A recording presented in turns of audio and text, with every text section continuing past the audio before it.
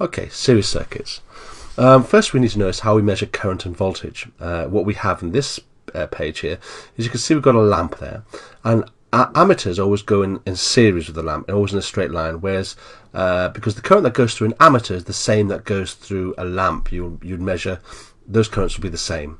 The voltmeter, what the voltmeter does, it measures the energy that the electrons have before going into the device and the energy they have after leaving the device. So the voltmeter always must measure in two places, before and after, and that is connected in parallel.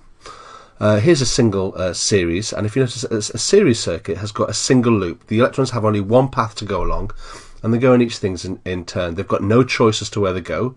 And so, for example, the electrons will come out the short end, the right hand end of the battery there, and they will travel around in a clockwise direction, go through the ammeter first, then the lamp, then the ammeter, then the lamp, then the ammeter. In fact, what actually happens is the wire is full of electrons, and just when, in the same way that if you have a tube of Smarties, full of Smarties, if you push a Smartie in at one end of that tube, another Smartie falls out the other end. And that's what wires are like. They're just full of these electrons, and when you push it at one end, it comes out the other end, and it goes from the negative end of the battery, which is the shorter end of the cell, to the longer end of the cell, the positive end. That's clockwise direction in this case. Also, the thing to notice is that if one of the bulbs goes out, they will all go out because you've broken the circuit.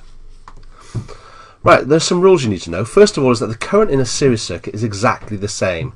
So whatever goes through any ammeter, it can't be created, it can't be destroyed. So I sometimes like to think of them in terms of trucks delivering things.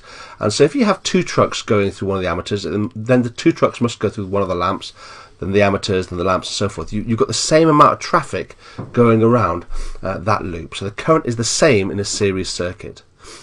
The voltage is different though. In the voltage is basically the amount of energy being picked up. I remember earlier I talked about trucks. Well, trucks could be like electrons.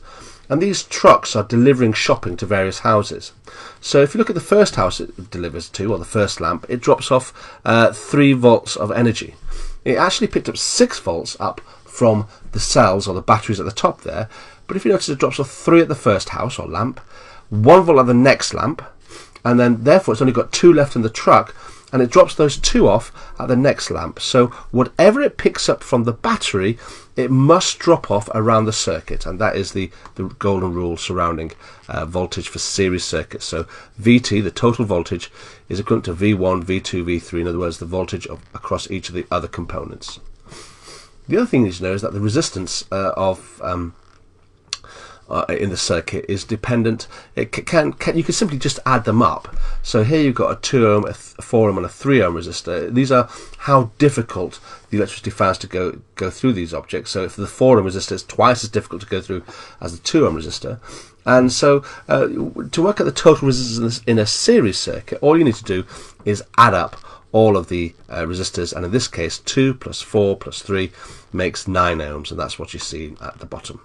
And you can see that the total resistance is R1 plus R2 plus R3 plus R4 plus R5, depending on how many resistors you've got there. These are the keywords. The series circuit you need to know is in a single loop. Current is a flow of charge. It goes from plus to minus in terms of conventional current. Electron currents go from minus to plus. Voltage is the amount of energy carried or transferred per coulomb. Potential difference is another word for voltage. We use voltmeters to measure the change in voltage, and of course they are put in parallel with the component. Ammeters are always put in series with the components, and resistance is a measure of how difficult it is for electricity to go through any component. And that is it.